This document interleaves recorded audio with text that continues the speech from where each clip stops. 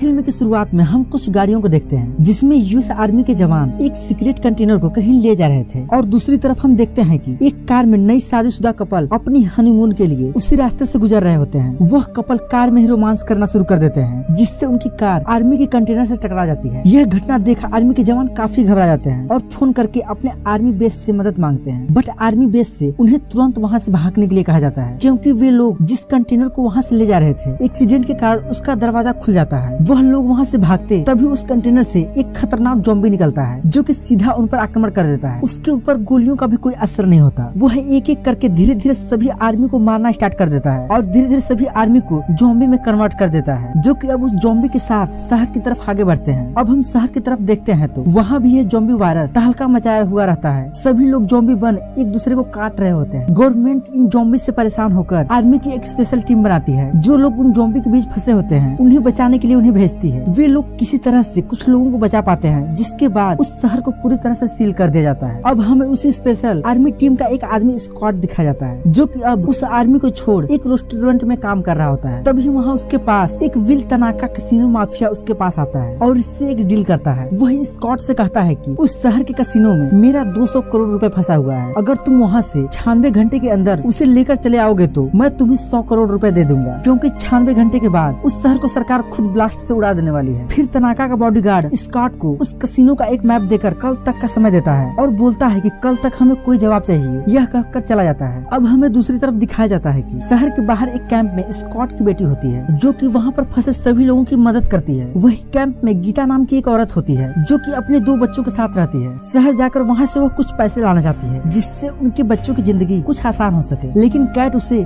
वहाँ जाने से रोक रही होती है। तभी बर्ड, जो उस कैंप का कमांडर है, उन दोनों को धमकाकर उन दोनों को उस शहर में न जाने की वार्निंग देता है। स्कॉट, जो कि ज़ॉम्बी बनी अपनी वाइफ को अपनी बेटी के सामने ही मारा होता है। शायद इसी कारण से कैट अपने फादर के साथ नहीं रहना चाहती और इसी डिप्रेशन के कारण स्कॉट ने आर्मी भी छोड़ दी है। अब स्कॉट तनाका का काम करने के लिए तैयार हो जाता है और अपनी टीम बनाने लगता है, जिसमें इसकी दोस्त मारिया और वेंडर के साथ साथ और भी लोग होते हैं, जिसमें एक पायलट पीटर होता है, एक एक्सपर्ट ज़ॉम्बी किलर मिकी और एक तिजोरी खोलने का एक्सपर्ट डाइटर इनके टीम का हिस्सा बन अपने हथियार को लेकर तनाका से मिलते हैं। और वहीं पर वे लोग अपने टीम के दूसरे मेंबर से भी मिलते हैं और साथ ही विली अपने साथ 2 और भी लोगों को लेकर आया होता है, डेमो और चैम्बर। अब मिस्टर तनाका उन सभी टीम के मेंबर को काफी चालाकी से प्लान समझाता है, जैसे कि इसमें कोई खतरा ही ना हो। उन्हें शहर की बिल्डिंग के पास जाना है, अगर रास्ते में कोई ज़ॉम्बी मिले तो उन्हें मारते हुए उस बिल्डिंग में घुस जाना है और वहाँ की तिजोरी को खोल उसमें से सारा पैसा लेकर बिल्डिंग के ऊपर हेलीकॉप्टर में पैसा और फ्यूल भरकर शाम तक लौट आना है। उनमें से एक साथी ये सब बात सुनकर काफी डर जाता है और जाने से मना कर देता है। वही मार्टिन, जो कि तनाका का बॉडीगार्ड है, वह उनके साथ शहर तक जाता है। दूसरी तरफ हम देखते हैं कि गीता लिली से मदद लेकर शहर के अंदर चली जाती है। वहीं लिली चोरी से लोगों को शहर के अंदर ले जाने का काम करती है। स्कॉट अपनी बेटी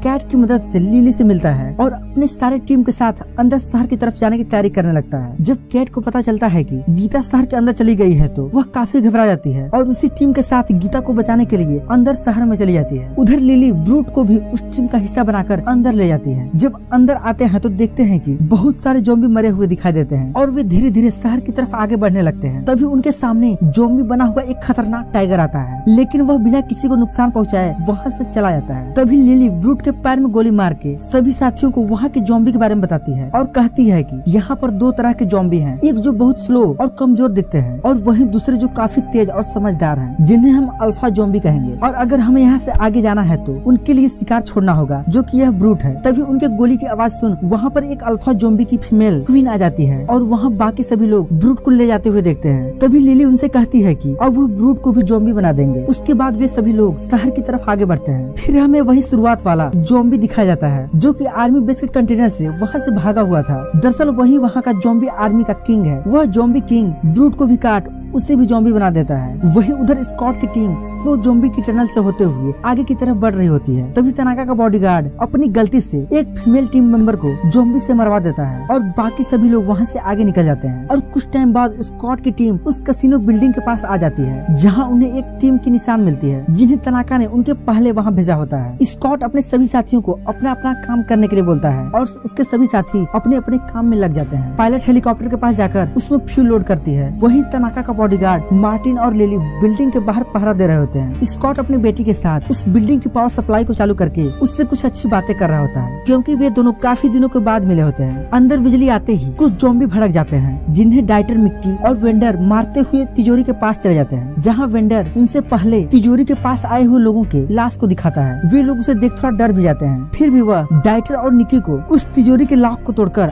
अंदर ले जाता है। उधर ज़ॉम्बी क्वीन मार्टिन और लिली पर हमला कर देती है, लेकिन मार्टिन बड़ी बहादुरी से उसका सामना करता है और उसके गले को काट देता है और लिली को पैसे का लालच देकर उसका मुंह बंद रखने के लिए बोलता है, क्योंकि वह उसका सर अपने बॉस को देगा, जिससे वह ज़ॉम्बी को कंट्रोल करने का तरीका ढूंढ सकेंगे। इधर ज़ॉम्बी किंग क्वीन की चीख सुन लेता है और अब हमें उसके पास गीता कुछ लोगों के साथ दिखाई देती है। लिली को अनुमान लग जाता है कि अब ज़ॉम्बी हम पर हमला जरूर करेंगे और वहीं सरकार ने भी वक्त से पहले ही इस शहर को उड़ाने का फैसला ले लिया है। यह बात सुनते ही स्कॉट जल्दी से डाइटर को तिजोरी ओपन करने के लिए बोलता है। अब ज़ॉम्बी किंग क्वीन की बिना सर की बॉडी उठाकर अपनी टीम के पास ले जाता है। तब तक डाइटर भी तिजोरी खोल देता है और सभी लोग जल्दी से पैसे को इकट्ठा कर हेलीकॉप्टर की तरफ आगे बढ़ने लगते हैं। लेकिन तभी स्कॉट और मारिया एक दूसरे के लिए अपनी फीलिंग बताकर कीट को ढूंढने लगते हैं, जो कि गीता को बचाने के लिए चली गई थी। अब हम देखते हैं कि ज़ॉम्बी किंग अपनी पूरी ज़ॉम्बी टीम के साथ उस बिल्डिंग पर हमला कर देता है। अब सारे ज़ॉम्बी उस बिल्डिंग में घुसकर सभी टीम मेंबर को एक एक करके मारने लगते हैं। एक ज़ॉम्बी मारिया को स्कॉट के सामने ही मार देता है। उधर मार्टिन लिली और बाकी टीम को फंसाकर क्वीन का सर अपने साथ लेकर टनल से बाहर जाने लगता है। तभी लिली मशीन से दीवार को काटने लगती है। इधर वेंडर और डाइटर तिजोरी के पास ज़ॉम्बी किंग से लड़ते हैं। तभी वेंडर डाइटर को तिजोरी में धकेलकर तिजोरी को बंद कर देता है, लेकिन तभी उसके ऊपर ज़ॉम्बी किंग हमला कर देता है और उसे वही तुरंत मार देता है। इधर मार्टिन जब अपना बैग देखता है तो उसमें ज़ॉम्बी क्वीन का सर नहीं होता है। तभी उसके ऊपर ज़ॉम्बी टाइगर हमला करके उसे तुरंत मार देता है। उधर स्कॉट, लिली और मिक्की ज़ॉम्बी से लड़ते हैं। तभी एक ज़ॉम्बी मिक्की को काट लेता है, लेकिन वह दोनों को बचाने के लिए एक एक्सप्लोसिव वहीं पर ब्लास्ट कर देता है और उन ज़ॉम्बी के साथ वह खुद भी मारा जाता है। कैट गीता के पास पहुंचकर इसे बचाकर वहां से ले जा रही होती है। तभी ब्रूट, जो कि ज़ॉम्बी बन गया था, वह उसे काट लेता है और उधर हम देखते हैं कि स्कॉट और लिली के साथ किंग भी हेलीकॉप्टर के पास आ गया रहता है। लिली क्वीन के सर को गन पॉइंट पर लेकर किंग को वहां से चले जाने के लिए कहती है, पर किंग लिली पर हमला कर देता है और उसे वही ज़ॉम्बी में बदल देता है। तब लिली भी क्वीन के सर को नीचे गिरा देती है, जिससे उसके चिथड़े उड़ जाते हैं। स्कॉट पायलट को हेलीकॉप्टर एक बिल्डिंग के छत पर उतारने के लिए बोलता है और वह खुद अपनी बेटी कैट को ढूंढने के लिए जाता है, जहाँ हम देखते हैं कि केट और गीता ब्रूट को मार वहीं और भी ज़ॉम्बी को मार रही होती हैं। लेकिन तभी वहाँ ज़ॉम्बी किंग आ जाता है और जैसे ही केट की तरफ बढ़ने लगता है, तभी वहाँ पर स्कॉट आकर लॉन्चर से उसे उड़ा देता है और केट और गीता को छत पर हेलीकॉप्टर पर बिठाकर उस शहर से वह निकल जाते हैं। लेकिन तभी अचानक ज़ॉम्बी किंग भी उनके हेलीकॉप्टर पर आ जाता है और स्कॉट पर हमला कर देता है। इनके शहर से बाहर निकलते ही उस सिटी में न्यूक्लियर ब्लास्ट हो जाता है। अब ज़ॉम्बी किंग स्कॉट को काट लेता है, बट स्कॉट भी उसके सिर में गोली मार उसके सिर के चिथड़े उड़ा देता है। लेकिन तभी उनका हेलीकॉप्टर क्रैश हो जाता है। अब केट होश में आकर स्कॉट से माफी मांगती है। तभी स्कॉट उसे ढेर सारा पैसा देता है और उसे ना भूलने के लिए गोली मारने के लिए बोलता है। फिर कैट उसके सर में गोली मारती है और उसे यूएस आर्मी रेस्क्यू कर लेती है। मूवी के लास्ट में हम वेंडर को देखते हैं, जो कि उस तिजोरी से जिंदा निकलकर एयरपोर्ट पर आकर उस कसिनो के पैसे से एक जेट खरीदता है और तभी हम देखते हैं कि उससे भी एक ज़ॉम्बी ने काट लिया है और यहीं पर यह स्टोरी समाप्त होती है। दोस्तों, फिर मिलते हैं नए दिन और नई कहानी के साथ। तब